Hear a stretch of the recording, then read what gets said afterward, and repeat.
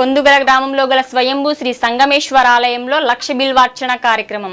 పొందుగల గ్రామంలో గల స్వయంభూ శ్రీ సంగమేశ్వర ఆలయంలో శ్రావణమాస సోమవారం సందర్భంగా శ్రీ సంగమేశ్వర స్వామి వారికి రుద్రాభిషేకం, లక్ష బిల్వార్చన, రుద్రహోమం తదితర కార్యక్రమాలు వైభవంగా జరిగాయి.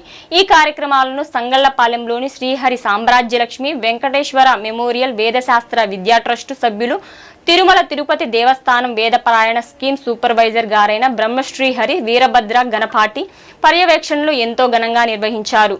ఈ సందర్భంగా హైదరాబాద్లోని సాంగ స్వాధ్యాయ ఫౌండేషన్ వారు స్థానిక సంగమేశ్వరాలయం ప్రధానార్చకులైన నందివెలుగు లక్ష్మీ నరసింహారావుని అనేక సంవత్సరాలుగా దేవాలయంలో స్వామివారికి చేసిన సేవలను గుర్తిస్తూ అర్చక వరణ్య అనే బిరుదుతో ఘనంగా సన్మానించారు.